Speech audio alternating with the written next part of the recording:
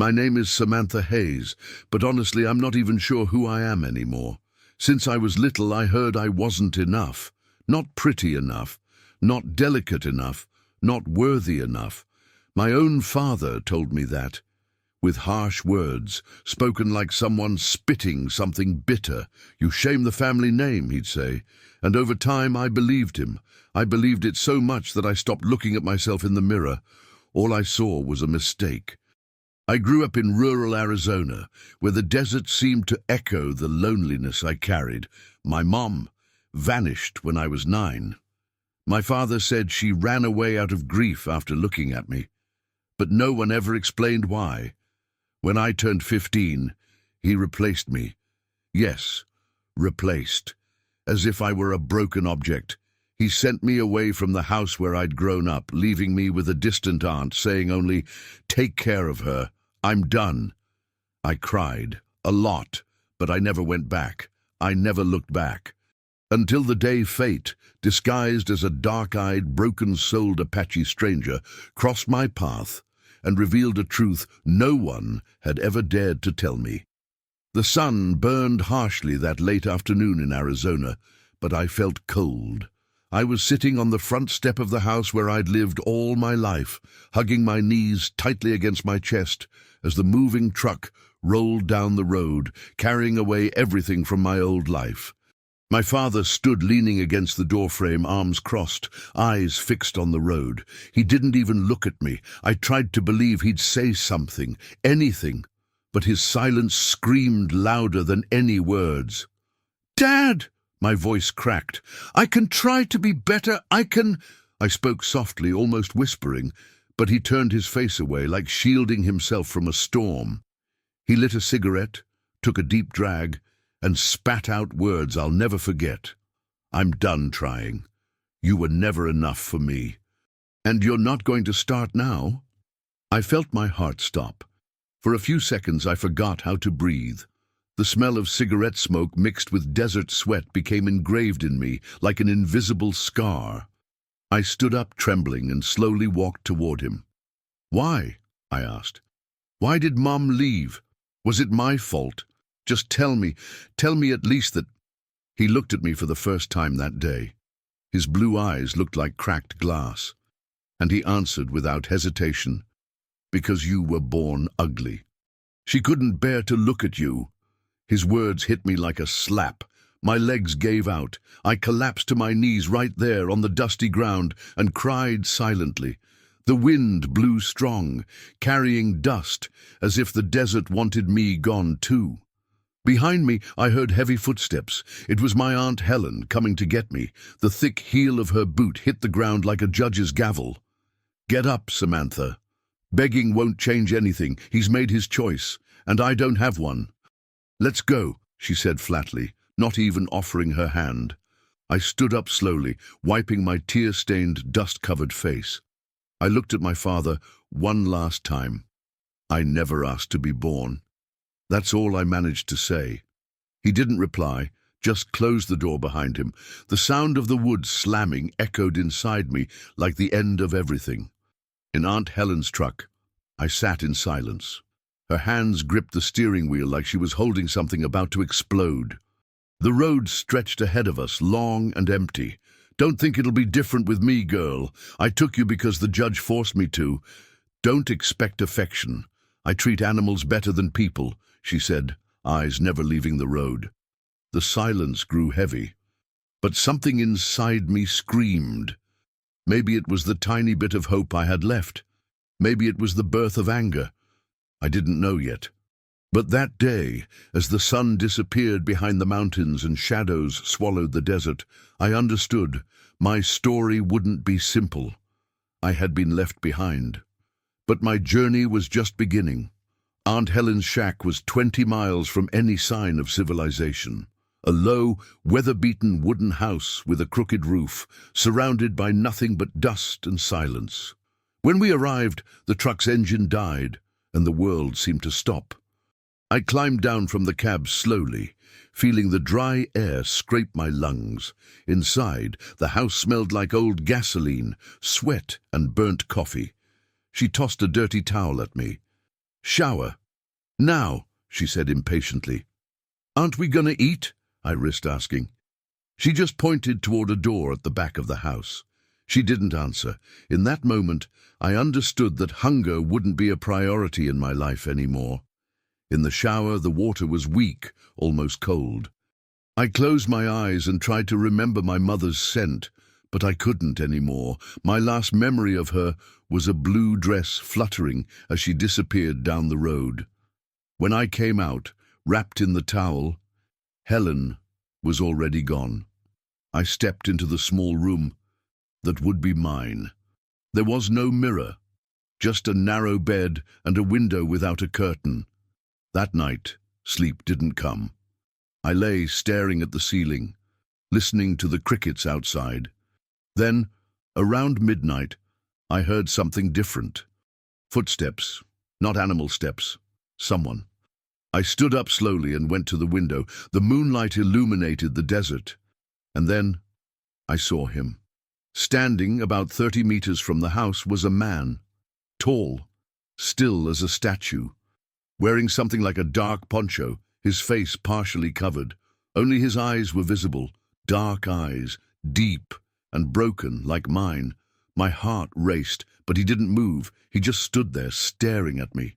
For minutes, I wanted to scream, but something stopped me. A different kind of fear. It wasn't threat. It felt like that stranger understood my pain. After what felt like forever, he turned and disappeared among the shrubs. In the silence of the night, I heard a whisper, or maybe I imagined it. You don't know who you are yet. I ran to the door, but when I opened it, he was gone. The next morning I told Aunt Helen. She set down her coffee and stared at me, serious. A man standing in the desert? Watching you? She repeated, frowning. If it's who I'm thinking, you'd better forget. Those Apaches don't talk and they don't bring good omens. Who is he? I asked, shivering. She hesitated, then just said, He's nothing now, just a shadow of what he was. Now he works for the desert. Works for what? I pressed. Let it go, Samantha. Finish your coffee and take care of the goats before I regret bringing you. But something inside me already knew. That gaze would return. And somehow, he had something to do with me. The following days dragged like sand through my veins. Working with the goats was exhausting. The sun burned down to the bone, and Aunt Helen spoke little. When she did, it was just to give orders. Water in the bucket. Don't waste it. Every drop costs, she'd say, pointing at the old well in the back of the property. And there I was, day after day, pulling bucket after bucket, feeling the ropes burn my hands. But every night I returned to that window, waiting, watching, until, on a moonless night, he came back. I knew you'd come back. I whispered to myself, heart racing. This time, he stood closer, maybe 10 meters from the house. The lamp's glow caught something metallic hanging from his neck, a circular medallion. His breathing was heavy, like someone carrying invisible weight. I gathered my courage. Barefoot, I stepped out the front door, sharp stones cutting my feet.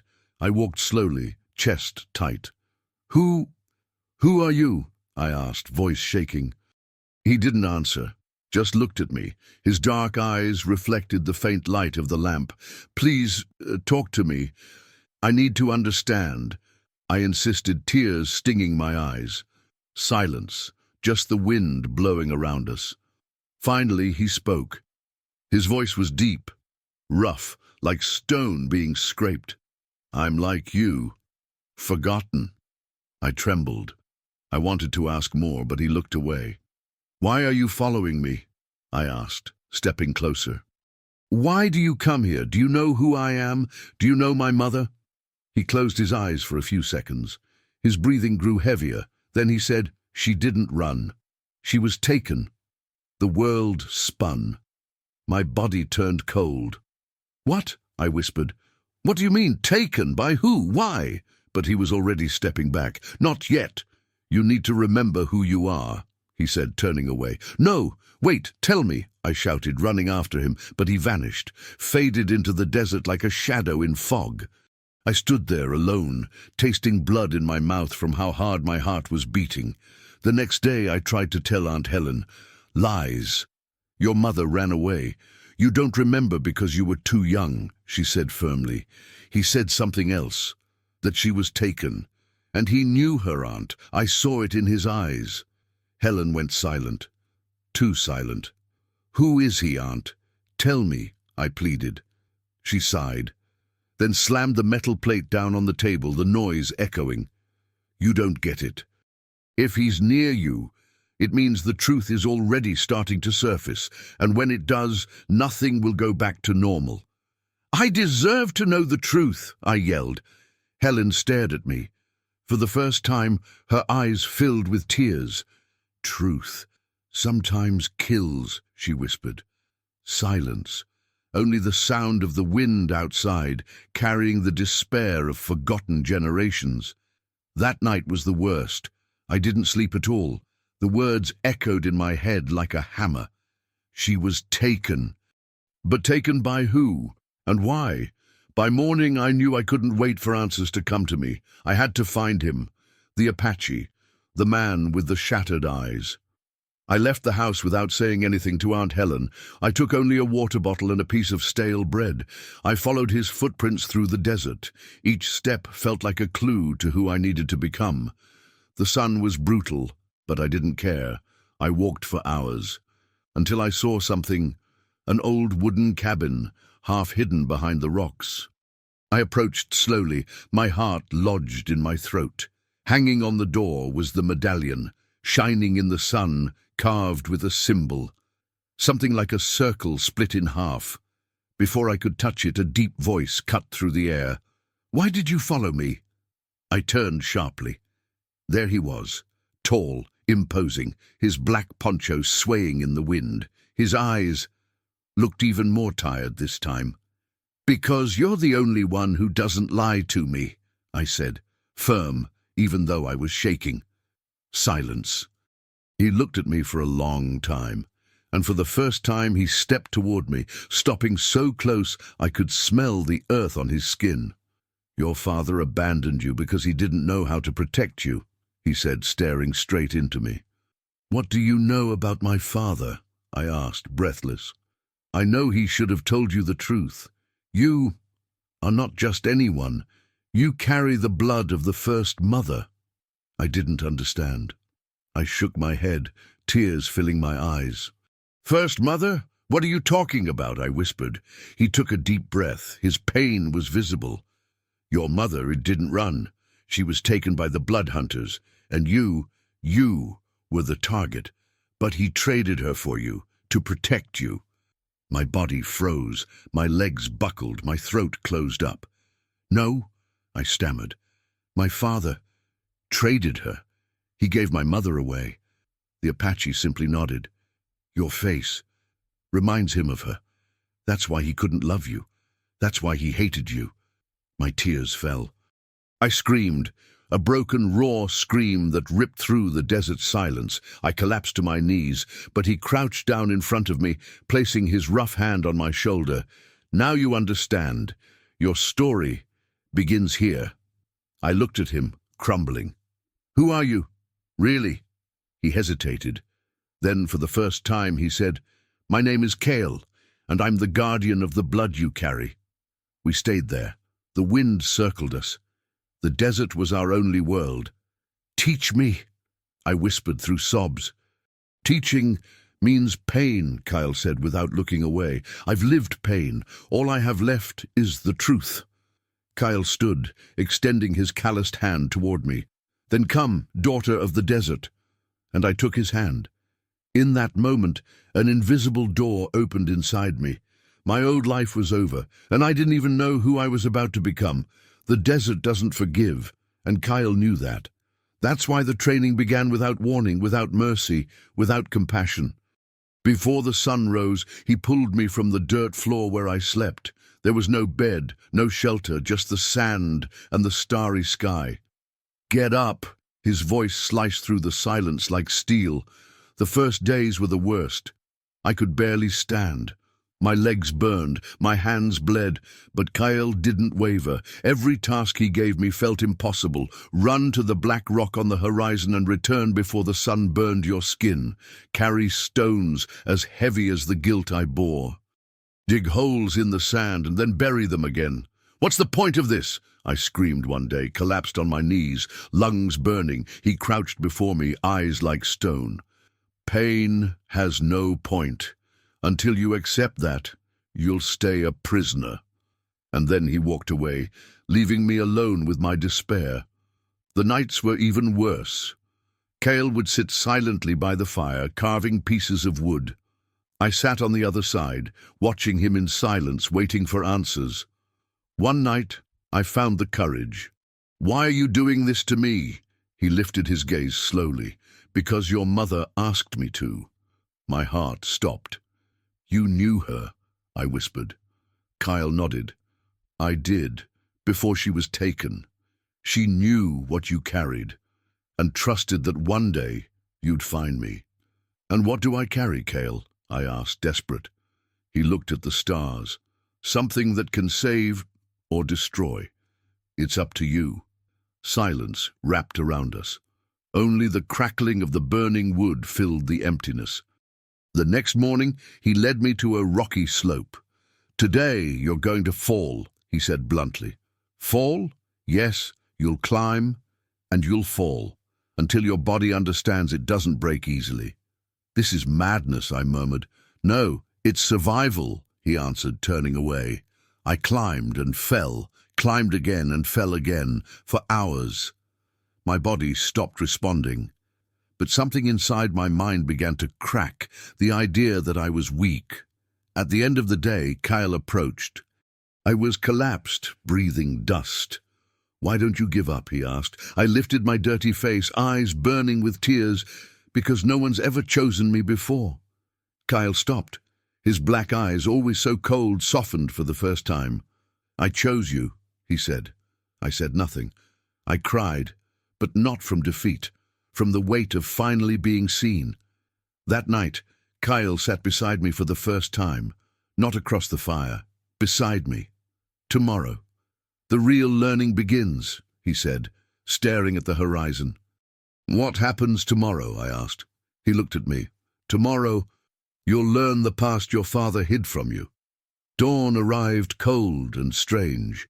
The desert seemed to hold its breath, as if the ground itself knew something important was about to be revealed. Kael had been silent since the night before. His expression wasn't the same. Something weighed heavy on him. "Today you need to listen, even if it hurts," he said, breaking the silence. We sat in the shade of a giant boulder as the sun slowly climbed. The wind stirred the dust, swirling around us. Kael kept his eyes fixed on the horizon as he spoke, as if the memories were difficult even for him. 20 years ago, there was a bloodline, pure blood. A woman named Elora, your mother. She wasn't just any woman. She was a direct descendant of the first mother, the guardian of the blood of the ancient peoples. That's why she was hunted." I listened, barely breathing. "Who hunted her?" I asked, fear rising inside me. "The Blood Hunters, an ancient clan, men who rejected their own origins. They believed that by possessing pure blood, they could command the ancestral power of the desert. They didn't want her alive. They wanted her blood, and what she carried inside her." My stomach churned. "Me," Kael nodded. "When they learned of her pregnancy, they came. And that's when your father made his choice." "What did he do?" I asked, my throat tightening. Kael closed his eyes. His pain was visible. "Elora was willing to die to protect you. But your father handed her over." His words pierced my chest like blades. "He gave her up in exchange for your freedom, for you." The tears ran hot down my dust-covered cheeks. "Why? How could he?" Kael finally met my gaze, and his answer hit me like a blow. "Because he loved you." "That's not love," I screamed, furious. "That's cowardice. He threw me away." "No." Kael's voice was firm. "He traded her because losing you would have been the same as dying." But the weight of that choice killed him from the inside. That's why he hated you. Every time he looked at you, he saw the woman he gave up. I broke down, screamed, beat the ground. Kael let me. He didn't come closer. He let me fall apart. When the silence returned, he simply said, "Guilt destroys more than death." We stayed like that. I hugged myself, sobbing, until my body stopped shaking. "My mother, is she alive?" I asked, my voice weaker than the wind. Kael hesitated, and for the first time, the truth hit me before his answer. "I don't know," he admitted. Silence. "But if she is," he said, a new light in his eyes, "you need to find her, before they find you." Hope, fragile, rekindled inside me. But with it, fear. Who are they? Who leads the hunters? Kael looked away, and what he said next froze me. "Your father isn't the only traitor in your bloodline. There's another, more cruel, and you know them." "Who?" "Helen, your aunt." The world collapsed again. She raised me." "She watched you," Kael corrected. I didn't want to believe it, but everything made sense. Her coldness, the silence, her fear. Kael stepped closer, placing a firm hand on my shoulder. "Now you understand, daughter of the desert. You can't go back. You can't trust anyone. Only yourself." I looked at him, shattered. "And you?" I asked, almost begging. "Can I trust you?" Kael hesitated, then answered, "With your life, yes, but not with your heart." The camera pulls back slowly, showing Samantha curled up under the rock, while Kael stands guard like a protective shadow. I couldn't sleep anymore. Kael's words spun in my mind like dust in the wind. "Your aunt watched you. She watched you for them. But how? Why?" Every childhood memory now felt corrupted, distorted, like an old film I wanted to erase. But I couldn't. And there, in the suffocating heat of the desert night, I made my decision. "I'm going to her," I said, facing Kael. He didn't argue. He just looked at me silently. "You know the risk?" he asked after a while. "If it's true, she needs to know that I know. If it's a lie, I need to hear it from her." Kael stepped toward me. His battle-scarred face now showed something rare: respect. "Then you must learn to fight, not with your hands, with your eyes." And that morning, training changed. Kael didn't tell me to run, nor to carry stones. He told me to stop, to stand still, to look into his eyes without blinking, without flinching. "Eyes carry truth. Those who can't hold your gaze are lying," he said, circling me like a hungry hawk. For hours, I stood still. My eyes burned, tears fell, but I didn't look away. Kael, firm, repeated, "If you want to face your aunt, you must look inside her, see the monster, and not back down." At sunset, he finally nodded. "Now go, but remember, the desert is listening." I left, alone, back toward the cabin. The road back felt longer. Each step was a blow. When I arrived, Helen was sitting on the porch lighting a cigarette, as if she'd been waiting. "Thought you were dead," she said, without looking at me. "Why did you lie to me?" I asked, voice firm. She froze. The cigarette nearly slipped from her fingers. Slowly, she turned. "What are you talking about, Samantha?" I took a step forward. My heart was pounding so hard it hurt. "I know. About my mother, my father, the hunters." Silence. She stood up slowly. Her eyes lost their color. "Who told you?" "Kael," I answered. Helen trembled. Her fear was visible now. For the first time I had the power, and she knew it. "You don't understand," she said, almost pleading. "They forced me." "I had no choice. They forced you to watch me, to lie to me my entire life?" Helen dropped to her knees. She cried, "I didn't want this, Sam, but I was scared. They killed your grandmother. They threatened to kill me too." Her tears confused me. Was she a victim or an accomplice? "Who leads them?" I demanded. Helen hesitated, then whispered, defeated, "His name is Aaron. He's your father's brother." The bomb dropped. My father's brother was the leader of the hunters. "Where is he?" I shouted. Helen sobbed, but answered, "Here, nearby at the old mine. They're waiting for you." "Waiting? For what?" "To complete the sacrifice," she said, terror in her eyes. My soul froze. Kael had been right. I was never free. Since birth, I'd been prey. Without saying another word, I turned my back on Helen. I heard her scream, "Samantha, please, they'll kill you. You don't understand. I tried to protect you in the only way I could." But her words didn't matter anymore. I walked away. I wasn't the rejected girl anymore. Now, I was something even I didn't understand, and I had a name to hunt, Aaron. The Arizona sky felt heavier that morning. The silence of the desert wasn't the same. There was something in the air, like a warning of war. Kael already knew. He was ready. But I was in pieces. "They're waiting," he said, tightening the leather straps of his poncho. I just nodded. Words refused to leave my mouth. "What did you see in your aunt?" he asked as we walked together, side by side. "Fear," I answered without looking at him. "And what does fear teach you?" I hesitated before answering, "That we need to stop waiting for someone to save us." Kael nodded, but the silence between us was heavy. I knew. He knew. We wouldn't come back the same. When we stopped for water, Kael sat beside me. His eyes weren't just a teacher's anymore. They held something more. Something even he didn't want to admit. "If you die today," he began, but hesitated.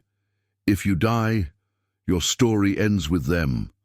"I don't plan to die," I said, forcing a half smile. "No one plans to, but the desert doesn't ask," he replied. Silence. The wind lifted dust around us.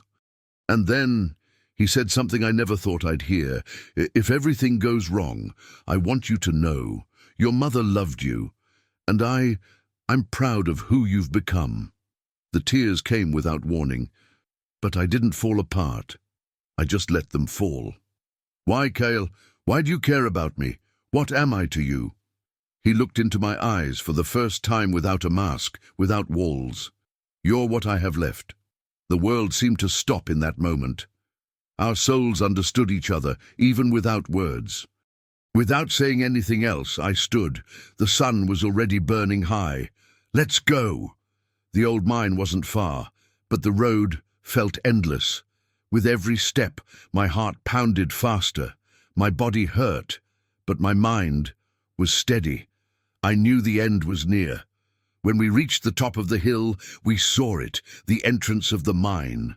Abandoned, dark, like an open mouth waiting to devour. Kael stopped, placed a hand on my shoulder.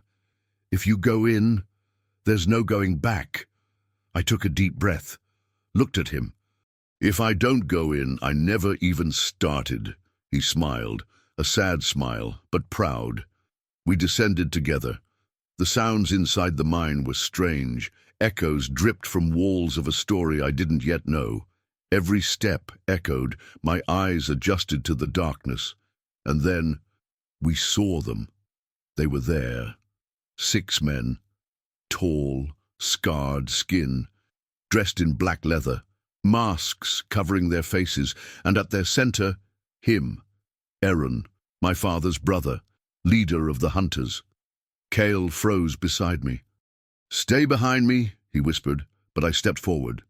"No, today I speak." Aaron smiled behind his mask. His voice echoed, deep, cutting. "Finally, the heir arrives." I looked into his eyes, and for the first time, I wasn't afraid. "I'm not anyone's heir. I'm just Samantha." Aaron laughed. "And that's exactly why you'll die." The silence inside the mine was deadly. Kael's breathing beside me was heavy, but I didn't step back. I couldn't anymore. Aaron, standing before me, looked like a living shadow. My father's brother, the man who, deep down, had shaped all my suffering. "Do you know what you carry in your blood, girl?" he asked, stepping forward slowly. His black mask reflected the faint light of the torches. "I don't care," I replied. Kael tensed his fists. Aaron only laughed. It'll matter when I'm draining every last drop of your blood. Kael stepped in front of me, but Aaron raised his hand, stopping his men. No, Kael, not yet.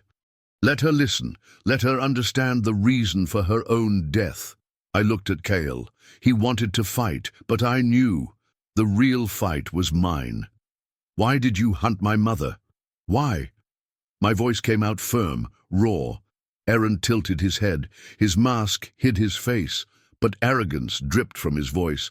Because she refused to accept her destiny, and now you do the same, but it ends today. My father helped you. I spat the words. Your father was a coward, a traitor to his own bloodline, he answered, his voice heavy with contempt. And what are you, a murderer? Aaron fell silent, then said, I'm the continuation of the blood. Once I take what's yours, the desert will finally belong to me. Silence fell heavy. And then, without warning, Aaron drew a curved blade. The blade gleamed like poisoned silver. Now, Samantha, kneel. Kael stepped in front of me. You'll have to go through me, he said, like steel. I already did. Once. I can do it again, Aaron replied. Without warning, the fight exploded. Kael and Aaron clashed like titans. The blades sliced through the air. The sound of blows echoed through the mine. The hunters closed in around them. But I stood still. Something held me back. Fear, doubt, or something deeper. Kael shouted, Run, Samantha! Get out of here! But I couldn't. I knew running meant losing everything. I looked around. The medallion. I remembered the symbol. The circle split in half. Suddenly I understood.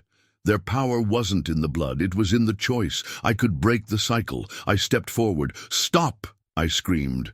The fight paused for a second. Kael was bleeding but standing. Aaron, panting, stared at me. What do you think you're doing? He demanded. I took the medallion from my neck. I raised it. I choose to break the bloodline. I choose to be just me. Kael screamed, Samantha, no! But Aaron realized too late. I threw the medallion to the ground, smashing the symbol with a stone.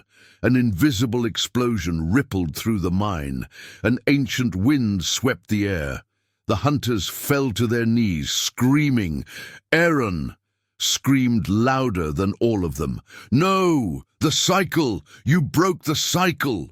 Kael, kneeling, looked at me in shock. The ground shook. The mine was collapsing. Kael stood, staggering. Let's go! Now! We ran. The world crumbled around us. The earth swallowed the walls. The hunters vanished in the dust. When we finally emerged on the other side, the desert sun blinded us. Behind us, the mine's entrance caved in, buried forever. I fell to my knees in the sand, breathless. Kael collapsed beside me. We stayed there, alive but empty. Kael looked at me, his voice barely a whisper. You destroyed what I spent my life protecting. I stared at him, tears filling my eyes. But I spoke, firm. I destroyed what's been killing me since before I was born. Kael didn't answer. He just looked at the horizon. Aaron was dead, but the war inside me had only just begun. The sun was already high when I opened my eyes, the hot sand beneath my face, the taste of blood in my mouth. But for the first time, the weight was gone. Kael sat in front of me, staring out at nothing. The wind blew softly. The world felt empty. It's done, he said without looking at me. I sat up slowly. My whole body hurt. So, it's over? My voice was weak. Kael sighed. No. It never ends, he answered, his voice heavy with ancient sadness. Silence. Is Aaron dead? I asked. He hesitated. I don't know. Maybe the desert swallowed him. Or maybe he's waiting. But the cycle, you broke it. That I know. We sat there like two castaways at the end of the world. Finally, Kael broke the silence.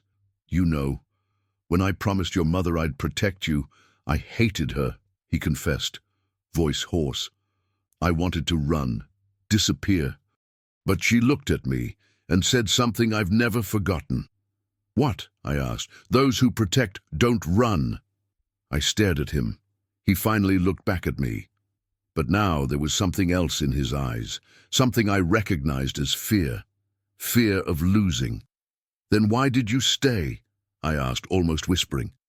Because you trapped me here, he said, pointing to his chest, before you even knew how to walk. The tears came, but they weren't from pain or defeat. You're the only good thing I have left, Samantha. We stayed silent. The desert breathed with us. Then I did something I never thought I'd dare. I moved closer, and slowly I took his hand. He didn't pull away. Kael, you don't need to protect the blood anymore, I said. Protect me. He squeezed my hand. I'll protect you until the end. The tears fell silently. But now they were tears of healing. The sun kept rising, but for the first time, I wanted to live. What do we do now? I asked. Kael smiled, the most honest smile I'd ever seen. Whatever you want. I stood up, feeling the past's weight falling away. Then let's start over. And together, we walked. No maps, no chains, just two survivors, learning how to be free. My name is Samantha Hayes. Maybe my name means nothing to you, but to me, it means survival. I spent my life trying to understand why I was rejected, why looking in the mirror felt so hard. But now, I understand. It wasn't my face that was the problem. It was what it hid. It was the truth I carried without knowing. My father traded me, my aunt lied to me, and I almost let that define who I was. But pain can teach, and it was the desert that taught me. It was Kael who taught me, not as a master, but as someone just as lost as I was, someone who protected me when I didn't know how to protect myself. Today, I carry the past, but I carry it differently. I broke it. I chose not to be a prisoner of my own story. I chose to be whoever I want to be. And if you out there, whoever you are, feel like you've been rejected, forgotten, or replaced by someone, remember, you don't have to be defined by those who hurt you. The desert is vast, the road is long, but I keep walking, and I walk with my head held high, because now I know who I am.